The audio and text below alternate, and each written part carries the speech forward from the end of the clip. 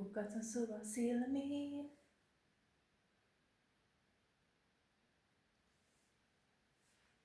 Se on minulle unelmaa, kun en voi mitenkään hyväksyä sua niin kuin jotain kummitusta.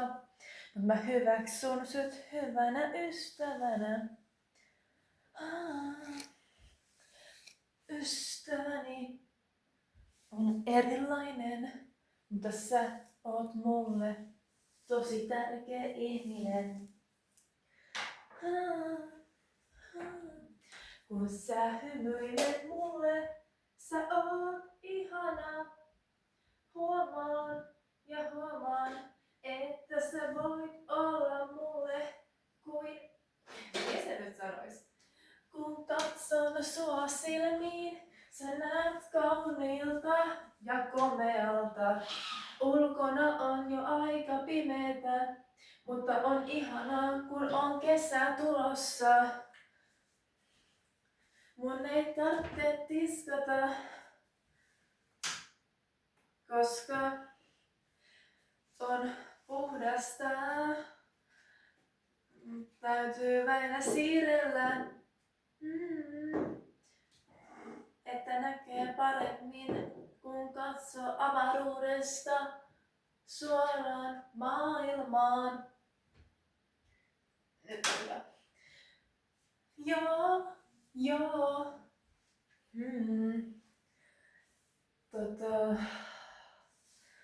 Kaunis on meidän Sanonko meidän? Sä oot niin kaunis, ihana ja täydellinen. Täydellisyys on meissä. Mietin nyt sanois. No kun mä katson kalenteria ja sä oot niin mulle ihana. Ei nyt lasketa matikkaa, vaan huomaan, että kun voidaan tehdä jotain muutakin, vai pitäisikö olla vähän niinku historiaa.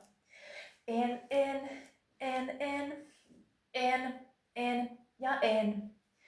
Haluun jutella sunkaan mukavia asioita.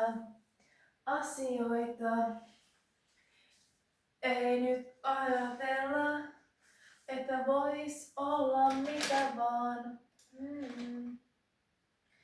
Kun siivoon enkä voi tehdä sulle jotain, että voitais jutella. Toki me molemmat osataan myös ulkomailta puhua, mutta nyt ei tarvitse. On niin kaunista, kun on maailmamme yhteinen. Maailmassa on niin vihertävää. Suomi on kaunis ja varmasti myös sinunkin maasi.